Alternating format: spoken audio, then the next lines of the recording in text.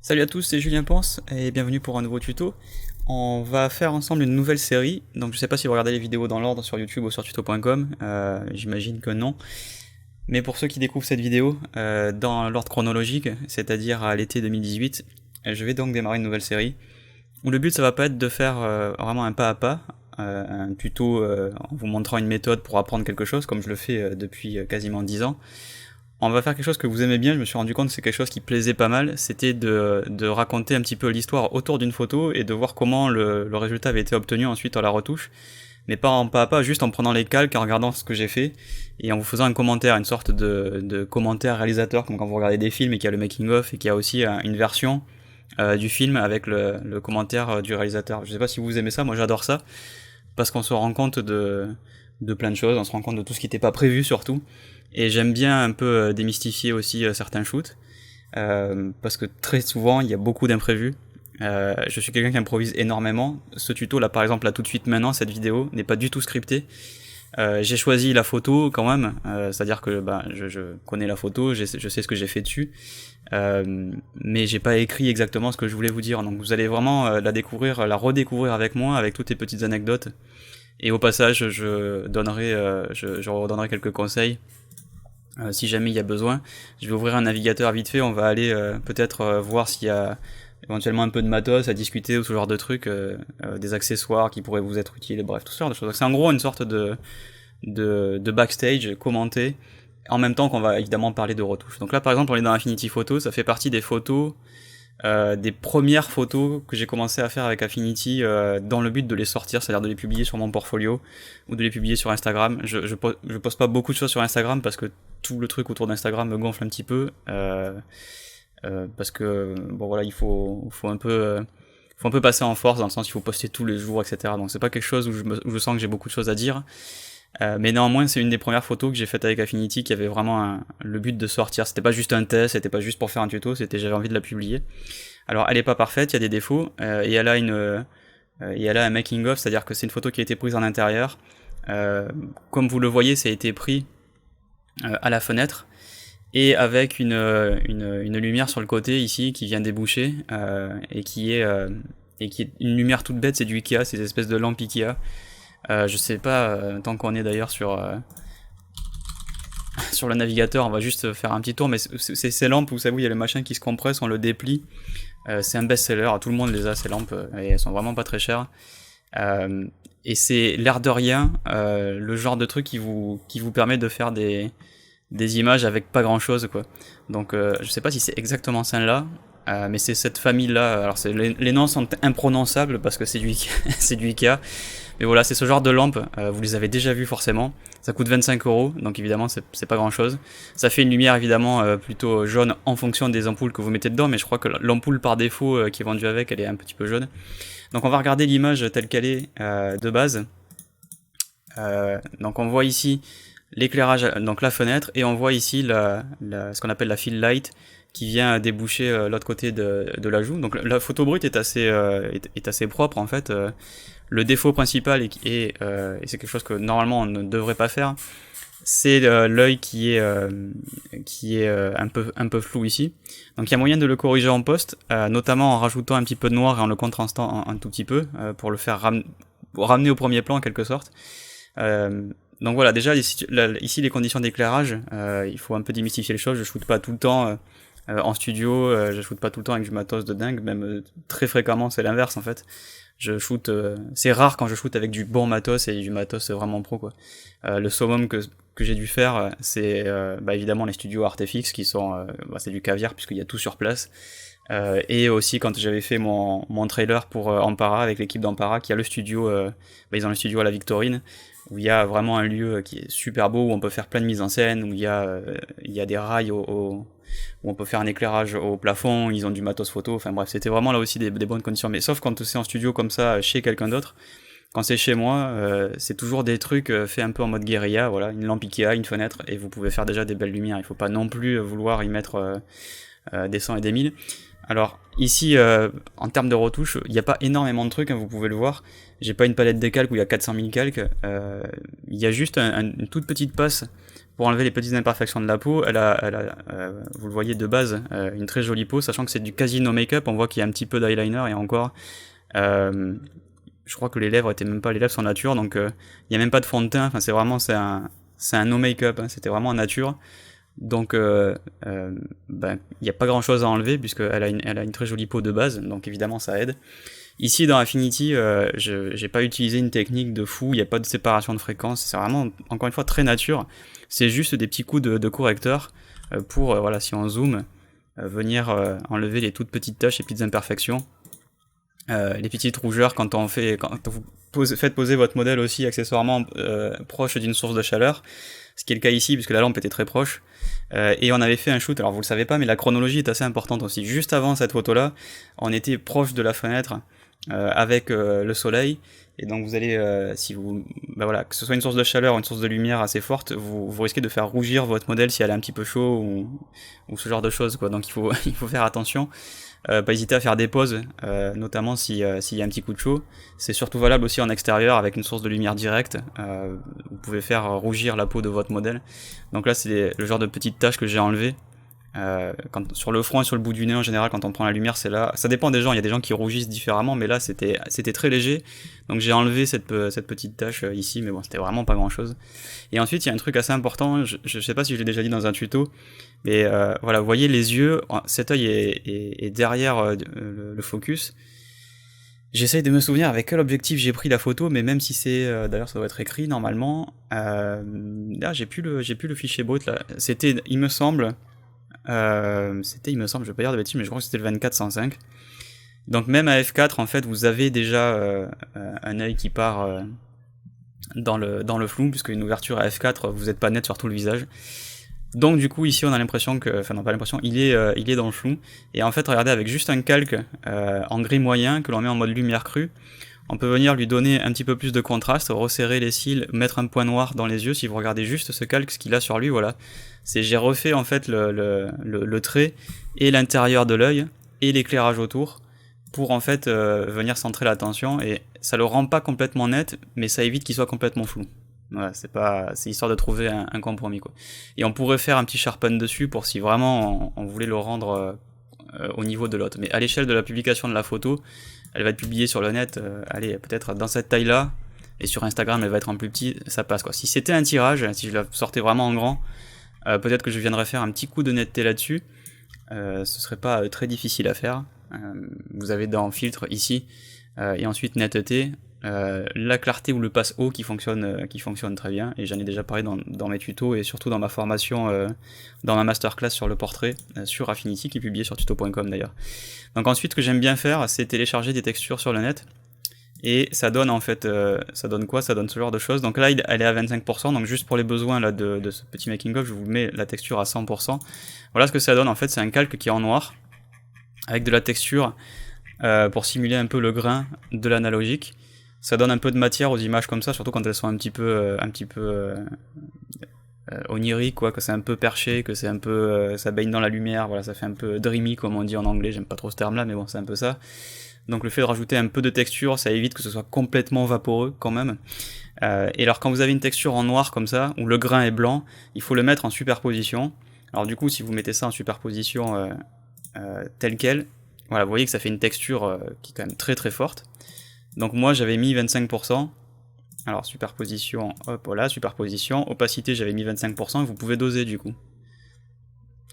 Donc en superposition, ça va au passage déboucher un tout petit peu les ombres, donc faut faire gaffe, ça altère un tout petit peu le contraste, mais là je trouvais que c'était bien, ça ajoute juste ce qu'il faut de matière, vous voyez, dans les cheveux, dans les zones sombres. Voilà, je trouvais que la photo était juste un petit peu plus intéressante comme ça. Et enfin, un petit coup de courbe, et la version noir et blanc. Et alors ensuite vous avez un truc qui s'appelle Pixel, c'est ma passe de netteté, puisque sur cette photo là, comme je sais qu'elle va être publiée en plus petit sur le net, pour compenser, vous voyez l'interpolation qui se réalise quand on change la taille de l'image, on perd du détail sur les contours. J'en parle à chaque fois que je fais un truc sur la netteté, je dis faites gaffe, la netteté il faut l'optimiser pour la taille d'exportation. Donc vous pouvez faire une passe par défaut ici, mais en général ce que je fais, c'est que ce calque, il est là parce que je fais une version à la taille d'origine, mais je fais aussi une version à la taille de publication. Donc là, si je sais que je vais publier cette image sur le net, je vais en faire une version où je vais refaire ce calque et je vais optimiser spécialement pour une taille donnée. Donc je vais vous montrer du coup ce que ça donne quand on le fait vraiment. Donc si je sais que je vais publier cette image, par exemple sur mon portfolio, et que sur mon portfolio, alors évidemment elle n'est pas en 4300 pixels, parce que c'est énorme, sur mon portfolio, sur mon site, elle va être, quand on clique et qu'on a une lightbox, l'image s'affiche en grand, et la personne va l'afficher en 1200 par 800. Donc je mets 1200 par 800, vous voyez qu'on peut déjà faire différents types d'interpolation, on va mettre bilinéaire. Les interpolations de Photoshop sont un peu plus précises puisqu'elles tiennent compte de l'agrandissement ou de la réduction. À savoir que Photoshop, si vous réduisez, va accentuer les détails, si vous grossissez, va lisser les détails. Alors, c'est bien et c'est pas bien à la fois, c'est bien parce que ça vous fait le boulot pour vous, c'est pas bien parce que vous contrôlez pas vraiment comment le boulot est fait. Donc pour les maniaques comme moi qui aiment bien contrôler exactement comment l'image va apparaître, et non pas avec un truc automatique, je change la taille, et maintenant en fait, je vais faire apparaître mon passe haut. Alors il se trouve que ici, le passe haut qui était déjà là fonctionne bien, mais je vais vous remontrer comment on va le faire. Donc en fait, si je rajoute un nouveau calque et que je fais filtre netteté passe haut, eh bien qu'est-ce qui se passe? On se rend compte qu'on n'a rien. Pourquoi? Parce qu'on applique le passe haut sur du rien. Donc en fait ce qu'il faut faire, c'est il faut faire une fusion de tous nos calques. Donc en fait c'est tout bête, on va prendre sélectionner, tout sélectionner, et on va dire copier aplati, c'est-à-dire on prend tout ce qu'il y a dans l'image. Donc j'annule la sélection et je colle par-dessus. Donc là, ce que j'ai fait, c'est que j'ai maintenant un calque qui contient toute l'image aplatie. Il est par-dessus tout le reste. Donc on va appeler ça passe haut. Et là-dessus, maintenant, on va faire filtre netteté passe haut, pim. Et là, maintenant, vous voyez que quand on zoome, on voit apparaître... alors j'essaye de zoomer. Tchouk tchouk tchouk. Netteté passe haut. On va augmenter le rayon. Et vous allez voir alors je crois que je l'ai appliqué celui d'avant, est-ce que je me suis trompé? Oui, j'ai appliqué celui d'avant sans faire exprès, j'ai fait une énorme bêtise. En voulant changer le zoom, j'ai appliqué un truc, donc je voulais pas appliquer. Donc je refais mon passe haut sans l'appliquer, à partir de l'image aplatie. Tac, voilà. Et maintenant, on va se mettre en mode monochrome, et vous voyez qu'on peut agrandir le rayon, et en fait ces trucs là, ce sont les détails qui vont ressortir, avec des trucs en blanc, des trucs en noir, essentiellement sur les arêtes, donc sur les contours. Et donc on a un mode de fusion que vous connaissez qui est lumière linéaire ou lumière crue, suivant qu'on veut plus ou moins l'appliquer, qui va dire aux trucs noirs qui sont en dessous d'être encore plus noirs et aux trucs clairs d'être encore plus clairs. Ce qui du coup, si ça ne se fait que sur les contours, va accentuer la netteté. Donc on va faire ici un passe haut autour de, suivant combien on veut, à quel point on veut agrandir notre image. Un pixel serait peut-être un peu énorme. Je vais mettre 0,5 pour que ce soit assez visible sur la vidéo, parce que je suis toujours obligé d'exagérer pour mes tutos, parce que vous allez regarder ça sur YouTube peut-être s'il faut sur un téléphone, donc pour que ce soit bien visible, on va mettre appliquer. Et donc maintenant ce calque qui est tout en haut, qui doit s'ajouter sur tout le reste, on va le mettre, vous voyez, on peut le mettre en mode lumière vive ou en mode lumière crue, et vous voyez les différences. Alors chez moi c'est visible parce que j'ai le nez dessus, mais on voit qu'il y a une passe de netteté qui est en train de se faire. On va mettre lumière vive. Regardez quand je désactive, on va zoomer vraiment encore plus fort. Regardez sur l'œil, ici je suis à 1200% de zoom, donc c'est énorme, mais regardez les contours comme ils ressortent grâce au passe haut. Et donc j'ai fait ça pile sur la bonne taille, sur du 1200 par 800, donc pile, voilà, on voit quand même une sorte de voile de netteté qui s'applique, c'est très léger, mais j'ai là retrouvé le piqué que j'avais sur ma photo d'origine, que j'avais perdu en retaillant. Donc le fait de calculer son passe haut pile à la taille de publication, je m'assure que les gens qui vont regarder l'image, si elle est affichée en 1200 par 800, c'est-à-dire s'ils regardent ça sur un téléphone, il va y avoir peut-être une feuille de style en responsive qui va retailler l'image. Donc, maintenant sur les sites web on contrôle plus vraiment comment les images s'affichent. Enfin, on le contrôle si on l'a designé nous-mêmes, et si vous utilisez un thème WordPress ou un Squarespace ou je ne sais quoi, ce sont les fournisseurs qui définissent les tailles des templates. Et du coup vous pouvez pas faire une version pour chaque, puisque en général vous envoyez une photo et votre fournisseur va recracher toutes les images en fonction des différentes tailles dont il a besoin. Par exemple sur WordPress c'est comme ça, on envoie un truc dans la Media Library, mais la version qui va être délivrée au client sur son périphérique, c'est le thème qui va calculer ces versions. Et vous pouvez pas le faire, vous pouvez en calculer qu'une seule. Mais au moins vous pouvez calculer la version qui s'affiche en grand. En général sur WordPress c'est la version qui est envoyée dans la Media Library. Et donc en général c'est un lightbox, vous cliquez, le truc s'affiche en grand, en général les portfolios de photographes c'est comme ça que ça se passe. Et donc sur cette version, vous pouvez contrôler le piqué de votre image. Si vous pouvez pas le contrôler sur une vignette, c'est pas très grave, c'est qu'une vignette. Si vous pouvez pas contrôler sur la version mobile, c'est pas très grave, c'est sur du mobile. Les gens quand ils regardent sur mobile, il faut pas qu'ils s'attendent non plus à regarder des photos sur un écran comme ça. Bon, c'est pratique pour consulter rapidement des photos, mais c'est pas comme ça qu'on apprécie une photo. Donc au moins vous avez voilà cette méthode pour choisir vraiment précisément comment la netteté s'applique. Donc voilà comment j'ai construit cette image. J'ai choisi en premier lieu pour en gros ce premier épisode une photo assez simple, n'importe qui peut faire cette photo. Positionnez votre modèle à côté d'une fenêtre, débouchez avec une lumière n'importe laquelle de l'autre côté. Ici c'est du noir et blanc, donc c'est vrai qu'on n'a pas eu à se soucier de la température de l'image. Néanmoins, si vous avez une teinte trop jaune, vous pouvez utiliser le calque de réglage ici qui s'appelle balance des blancs et qui va, on va enlever le noir et blanc, voilà vite fait, et qui va vous permettre, vous le voyez, de remettre un petit peu la température, de faire quelque chose d'un peu moins chaud. Là vous voyez, si je vais un tout petit peu vers la gauche, voilà, moins 5%, on évite d'avoir une peau qui soit trop jaune sur le côté, et ça suffit pour corriger. Donc si vous éclairez au lampes Ikea, ça dépanne, c'est cool, ça fait même des très jolies lumières, mais c'est en général assez jaunâtre. Donc vous pouvez compenser sur l'appareil photo en mettant le mode tungstène, mais le problème c'est que si vous avez tout l'arrière qui est avec une fenêtre, ça risque de rendre l'arrière complètement bleu, puisque vous avez un truc qui est d'une couleur et d'une température, et l'autre plan de la photo qui est d'une température complètement différente. Donc moi ce que je fais en général, c'est que je me mets dans un mode neutre, et je corrige en post, puisqu'évidemment c'est du fichier brut, donc corriger la balance des blancs sur un fichier brut, ce n'est absolument pas destructif. Donc c'est pas très grave si vous avez une teinte assez jaunâtre à la prise de vue.